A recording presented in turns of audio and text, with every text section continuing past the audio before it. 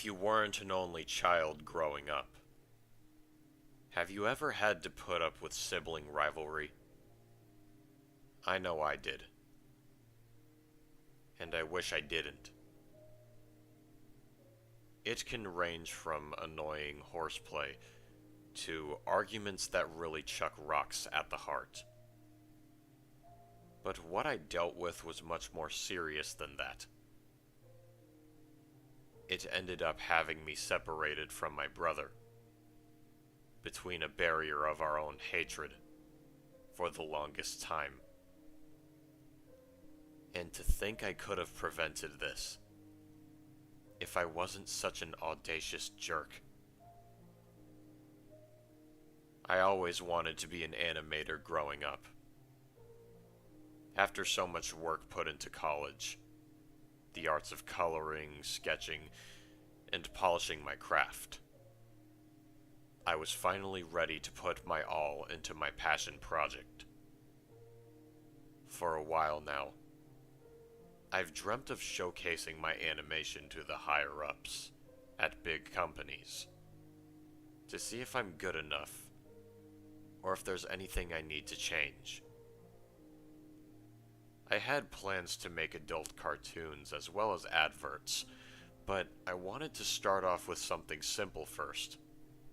That being educational programming. That's why I started my development on a pitch pilot for Noggin. Man, I'm getting sentimental just talking about this.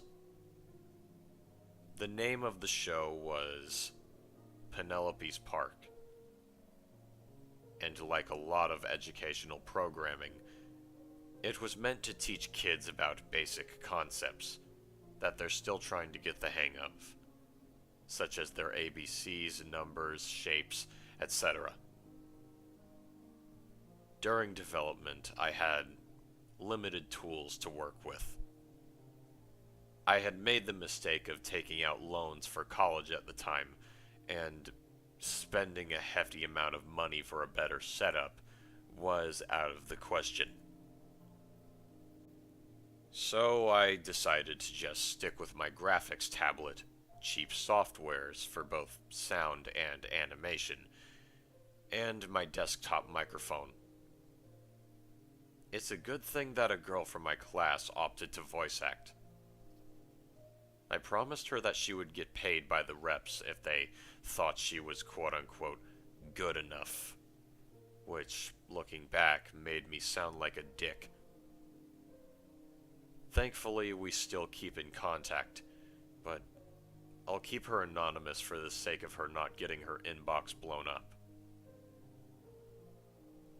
I also had a friend from filmography class help me shoot each scene. Kudos to him. Now, you may be wondering, what does all of this have to do with my brother? Colin, my sibling, took the same class as I did, but he ended up dropping out. When I asked my professor, he said that it was because of stress. Now, I know that wasn't the case at all. Fast forward to when I showed the pilot to a test group. I took deep breaths and reassured myself that things were going to work out in the end. After all, the worst thing that they could have told me is that this cartoon sucks, and I knew they weren't going to say that, as I spent sleepless nights trying to perfect it. I did a short slide presentation about what I had in mind for the series, along with some business stuff like why I chose Noggin to work for. Finally, I rolled the film and showed them the progress I garnered over the past 3 months. The pilot started just how I remembered it. A view of my basement interior, full of toys, playsets, and, of course, a dollhouse, which is where the main character came into play. Penelope came right out of the door, and the key on her back would turn with glee, ready to meet the audience. The test group seemed to like her design a lot, along with the mixture of 2D and live action. Penelope squeals with excitement. Oh my stars, a new friend! Hi there! Super duper happy to meet you! My name's Penelope. What's your name? 3 seconds of silence ensue. That's such a cool name! I got a feeling we're gonna be best pals by the end of today. There's so little time, yet so much to do. So many games to play and lots of memories to make. I'd love to have a partner to do all that stuff with me. Maybe you can. What do you say? Another second of silence. I knew you'd be on board. Oh, we're gonna have such a fantastic time together. Follow me. I'll show you around. Penelope started to walk around the setting, to where it looked like less of a basement and more like a village playset. There were little stores surrounding her, an empty fountain, and, of course, a park, topped with all sorts of activities. This is where the learning portion of the pilot begins. At this point, Penelope talks to the viewer about what kind of stuff they can do until the end of the day. She exclaims that they made it to the park, and she informs the viewer that they can have a break between playtime. After practically frolicking over to the area, the following events ensue. The first activity is hopscotch, but with numbers. Penelope tells the viewer that she isn't the greatest at this game because the square placement always gets her confused. So she asks you for help. She ends up mastering the game in the end, and all is well. Next is an imagination sequence on the playground. The viewer gets to play pirates with Penelope, and she pretends that there's an enemy boat trying to raid them. In this scenario, there is a net cannon in the bottom of the ship, but a passcode is required. Instead of numbers, the lock has pictures of things that would be on a pirate ship. Once they finally get the net cannon and fire at the enemy pirates with it, she celebrates with a sea shanty dance before the scene fades back to the playground. Afterwards, Penelope would tell the viewer that playtime really works up some muscle, and asks you if you'd like to take a break. She then heads over to the bench with sketch pads on them. Penelope suggests drawing domestic animals, as she thinks they're really cute. She starts off by sketching a simple visual of a puppy, and she asks you if you like it. When it's the viewer's turn to draw a cat, there's a few gags where they end up drawing something that isn't an animal, making Penelope laugh and joke around with you. After a few attempts, the viewer finally draws a cat, and Penelope compliments their work. Penelope talks about how they still have some time left, but she can't come up with anything else to do. A small, wind-up duckling toy suddenly shows up, and waddles against Penelope's leg, catching her attention. Oh, it's you! New pal, this is my good friend Lucky Ducky. He usually comes by to give us cool stuff to do. What's on your mind, Lucky? The toy starts front-flipping in place a couple of times before stopping. At this point, there's a lengthy moment of silence. At first I thought that this video was bugging out, but it couldn't have been if there wasn't any white noise playing. As far as I know, I didn't remember adding that at all.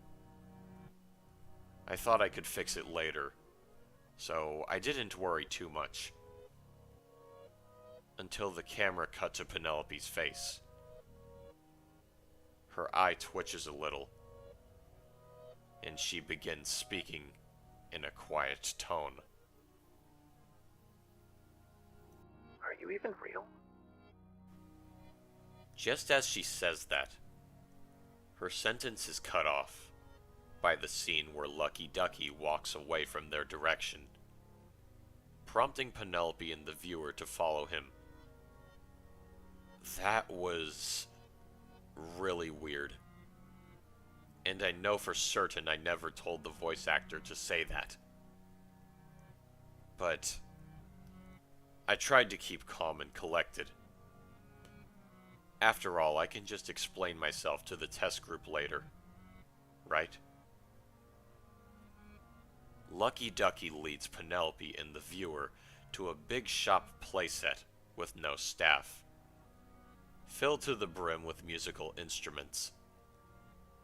Her eyes light up, and she skips around the room laughing, talking about how she can't wait to make music with you. She points to the instrument catalog on the wall, and asks if the two of you could play brass together. Assuming that you told her yes, she grabs a map and makes her way through the shop with you.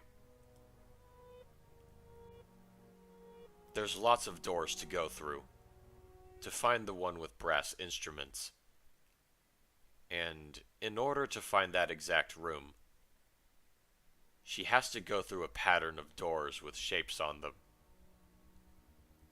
The pattern to get to the brass room is square, circle, triangle, circle, triangle. Once she reaches the room, she plays Mary Had a Little Lamb with the viewer. She marches around the room as she plays the song, with the key on her back winding up the more she stomps. This is where I saw another thing that I didn't add. The screen paused for a moment, and replayed the scene where she marched around the room on loop. But it was in grayscale.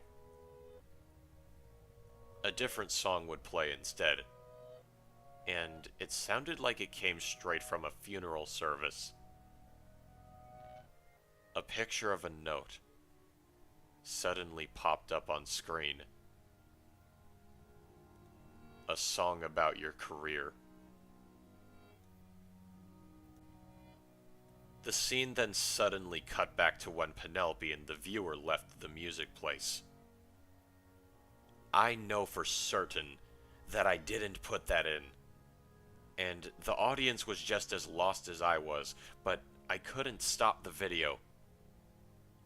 I had to know what else was wrong with it, and what could have caused these messages to show up.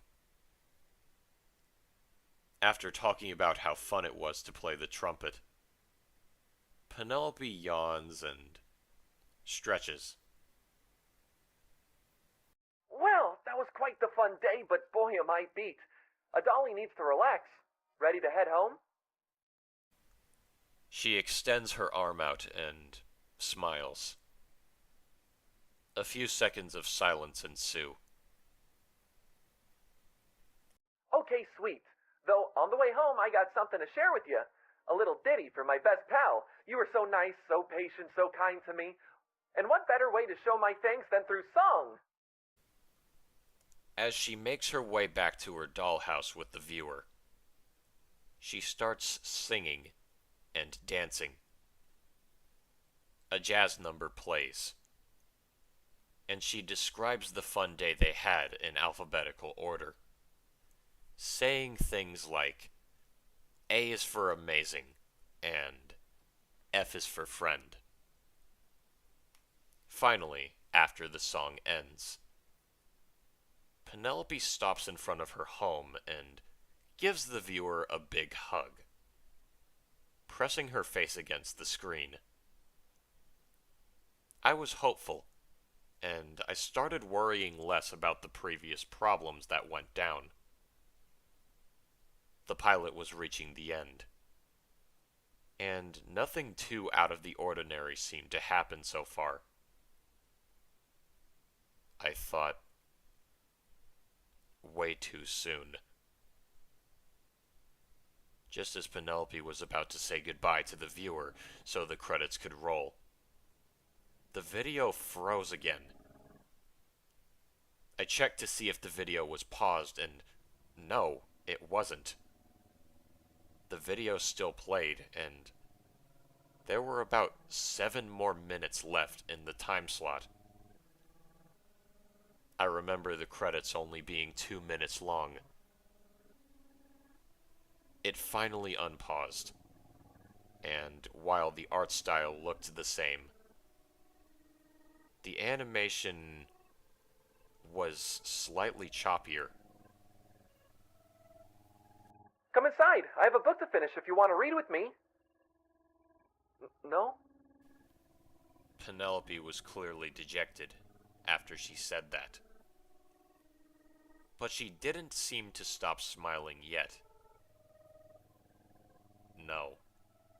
This wasn't supposed to happen, I thought. This wasn't the ending I put in. I started to wonder what the hell this was supposed to mean.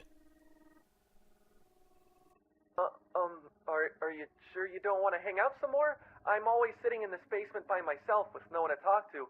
And since you showed up, I thought we'd, have more time to ourselves. Why do you have to go already?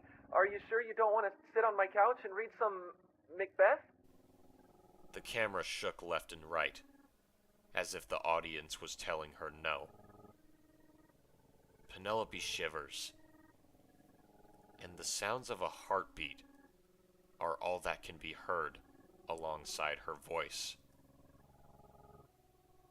Please don't leave me here. I don't want to go through another 5 years of seeing no one. Please stay. The viewer declines.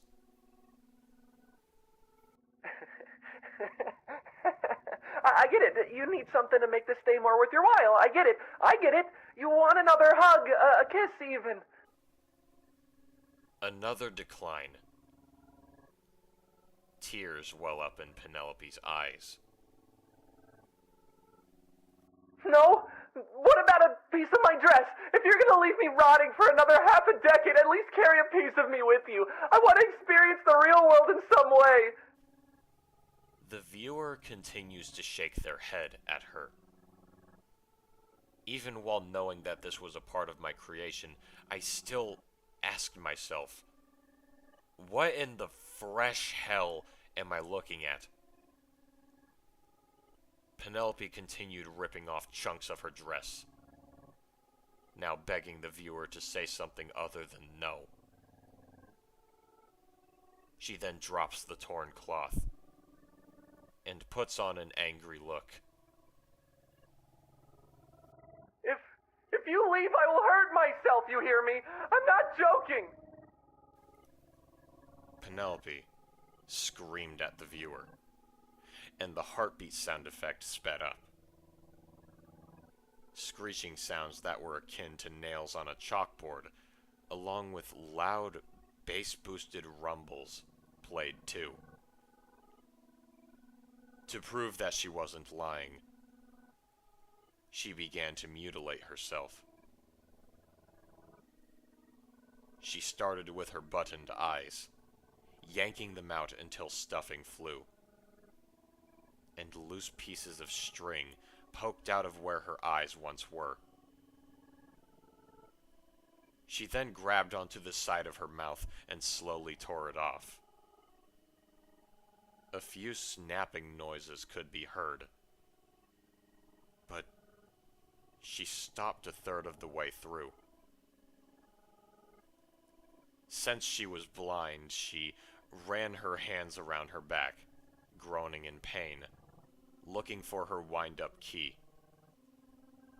Once she found it, She yanked on the key 3 times before finally tearing it out of her. Penelope lets out a scream so loud that it sounded like it came from a slasher flick.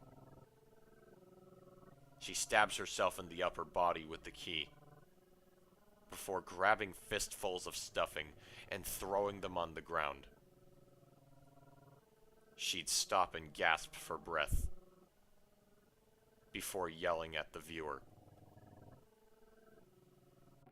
Stay! Please stay! Nothing is real! Nothing here can talk to me! I need you! Stay! I didn't even sit through the next 5.5 minutes to see what else would happen. I closed the video and pulled out my USB drive right then and there. I tried explaining to the lead representative that I never put those scenes in the pilot. And he didn't believe me. But he kept calm. He showed me the way out of the building. I instantly rang up my classmate on the way home and asked her if she tampered with the film. She said she'd never do that, and when I informed her of what happened in the pilot, she told me that someone called her claiming to be the co-director. She was requested to come over and record some lines while I was out getting groceries, because the project was suddenly switched to be pitched as an adult show, last minute. Needless to say, I knew exactly who told her all of that. I stormed into my house, barking at Colin. I was so angry that I couldn't even think straight. And I felt like passing out right there from how hard I yelled at him. He told me everything. And he was honest about all of it. I didn't truly help Colin growing up. My mother and father apparently saw me as the better child, and I was too dense to see it until now.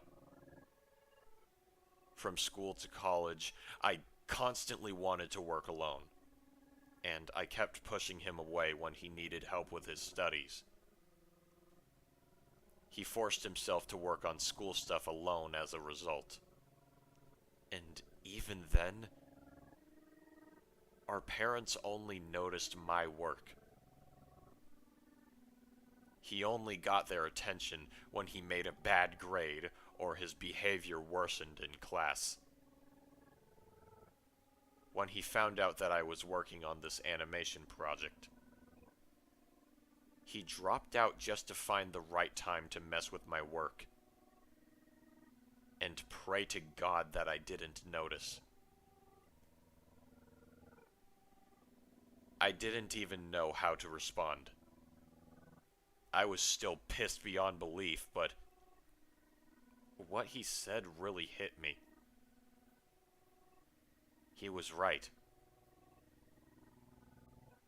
I really wasn't there to help him when he truly needed it, and now, look what happened. I didn't even give a rebuttal. I stormed right out of the house and drove to my classmate's dorm. She helped me cool down, and I can't thank her enough for that. When I arrived back at the house, my brother was gone, and he took some of his stuff with him. His clothes, his wallet, mainly the most important things he has. My parents told me that they tried to stop him, but he insisted on leaving. In case anyone is wondering, Colin is fine. He was good friends with a dude from my animation class all those years ago. and he seems to be having a good life. As for the animation, I didn't lose it, but I don't want to upload it. It'll just remind me of the ordeal I went through with my brother. I hope that one day we can put the past aside and show each other how much we've grown. I'm sorry, Colin.